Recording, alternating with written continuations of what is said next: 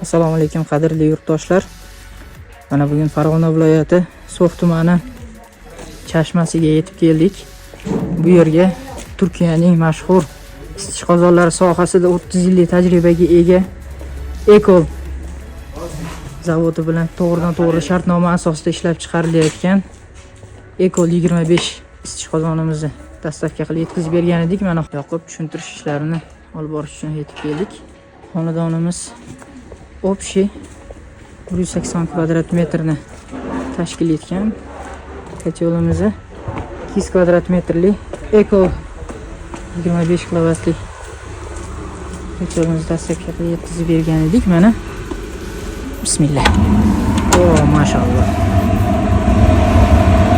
Kotelimiz chiroyli holatda ishlab turibdi azizlar.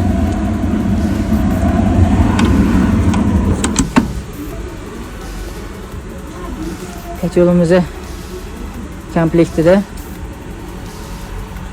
aqlli displeyimiz bor, gruppa безопасный, stabilizator hamda turbo ventilyator mavjud. Azizlar, e'tibordan chetda qoldirmaysizlar. Mana kotelimiz eshiklaridan hech qanaqangi tutun degan narsa bo'lgani yo'q. Ichkarida necha gradus bo'lishidan qat'iy nazar eshik yopganlaringda hech qanaqangi tutun bezovta qilmaydi. Hamda dimoxod qismimizda mana ichkarida o't yonib turibdi. Dimoxod qismimizda mana tutun nol.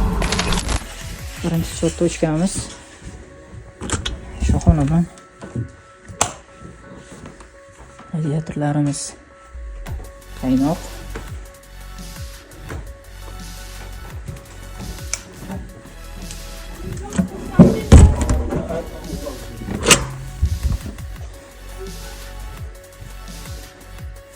Bundan radiatorlarimiz qaynoq bo'lyapti. Endi buni sizlarga hozir video orqali ko'rsatib berish imkoni yo'q. Buni odam o'zi qo'li bilan his qilishi mumkin.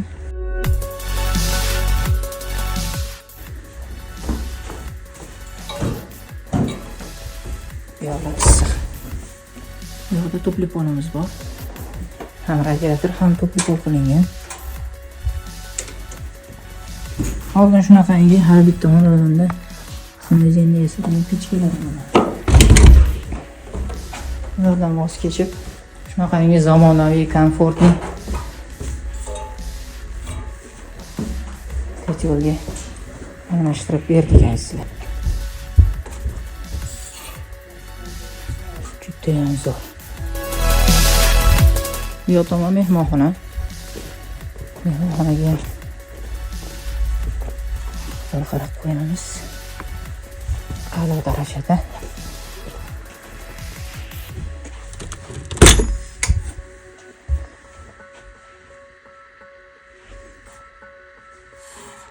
Tomonlari issiq.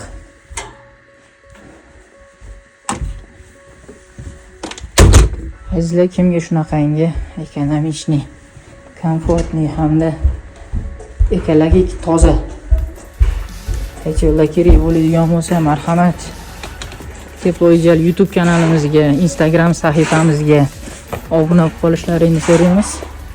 Shunaqangi ma'lumotlardan, shunaqangi yangiliklarimizdan xabardor bo'lib turasizlar azizlar. Yana bir bor qaytarib o'taman. Uyimiz topli pol bilan отопление qo'shib hisoblaganda общий 180 kvadrat metr tashkil qilgan.